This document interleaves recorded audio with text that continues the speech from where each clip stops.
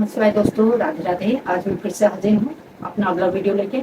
आज मैं आप लोगों को बताने जा रही हूँ कि प्रकृति से जुड़कर हम कैसे अपनी स्पिरिचुअल जर्नी में अगर जो लोग हैं तो अपनी स्पिरिचुअल अवेकनिंग कर सकते हैं या स्पिरिचुअलिटी को बढ़ा सकते हैं। ये जरूरी नहीं है कि आप केवल स्पिरिचुअल जर्नी में हैं तभी आप प्रकृति से जुड़ेंगे तो आपको फायदा होगा।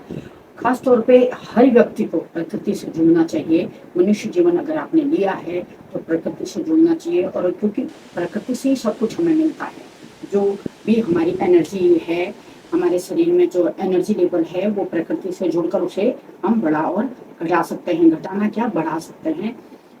अगर किसी की लो फ्रिक्वेंसी है तो प्रकृति से जुड़कर हम उसकी ग्रोथ कर सकते हैं। खास तौर पर 3 नियम इसके होते हैं कि प्रकृति से हमें जीना सीखना चाहिए। कि जो कोई भी एकदम से टेंस हो जाते हैं लोग, या फिर एकदम से खुश हो जाता है इंसान, किसी भी चीज को लेके मनी के पीछे भागता है, या फिर लग्जरी उसे किस चीज में दिखाई देता ही है। जैसे मॉल घूमने चले गए, कहीं घूमने चले गए, अच्छा खा लिया, अच्छा पी लिया, पार्टी कर ली, वही उसमें असली खुशी है। वो असली खुशी नहीं है, वो एक बनावटी खुशी है। असली खुशी है स्पिरिचुअल ग्रोथ।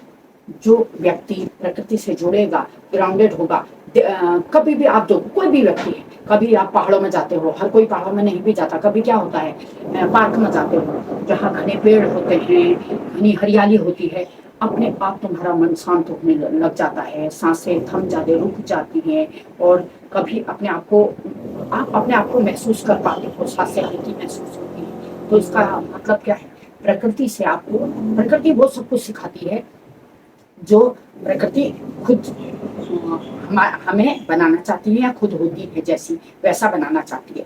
तो अगर आप केवल एक प्रकृति से हल्का सा जुड़कर जाकर जब आप इतनी शांति महसूस करते हैं तो आप सोचिए, अगर आप यानी कि इस स्पेशल रूप से आप उसमें जुड़ जाएंगे, प्रकृति से जुड़ना चाहेंगे, जैसे नंगे पांव पार्क में चलना, या किसी पेड़ पौधों के साथ रहना, पेड़ पौधों के सेवा करना, और पहाड़ों में घूमने जाना, तो कैसा लगता है। वहां जाके मन अपने आप शांत हो जाता है, अच्छा लगता है।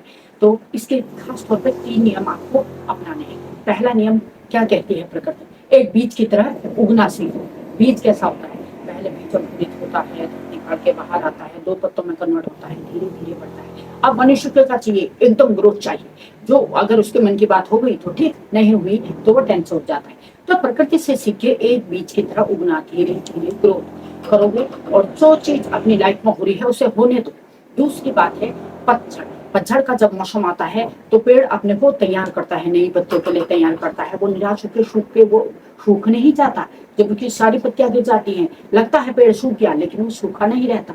वो अपनी नई पत्तियों को ग्रोथ करने में पूरी ताकत लगाता है, और बढ़िया तरीके से नई पत्तियां आती है और नई ग्रोथ होती है। यही मनुष्य का करना चाहिए। हम कभी सोचते हैं कि सब कुछ खत्म हो गया, कोई चीज हमें नहीं मिलती, कहीं हमें कोई नुकसान हो जाता है तो हम लोग क्या होते हैं, टेंस हो जाते हैं, सोचते हैं सब कुछ खत्म हो गया।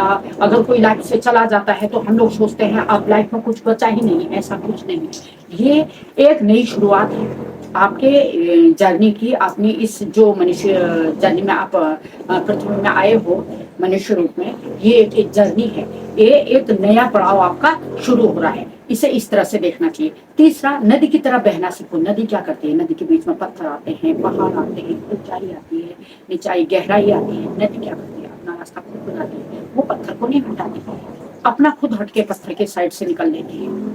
पत्थर को हटाना नहीं चाहती। हम लोग क्या करते हैं, हम उसी के पीछे रुके रह जाते हैं, उस पत्थर को हटाने में ही, इसे हटाएं, इसे खत्म करें, वहीं पर रुके, इसलिए हमारी जर्नी वहीं रुक जाती है और हम परेशान हो जाते हैं। नदी की तरह बहना सीखो, बीज की तरह उगना सीखो, पतझड़ में नई पत्तियां उगाना सीखो। और जो हमारा तीसरा है, नदी की तरह बहना सीखो। जीवन को चलने दो, जो हो रहा है होने दो। दुख में अति घबराओ मत, सब कुछ खत्म हो गया ऐसा मत सोचो। सुख में खूब अधिक खुश मत हो जाओ।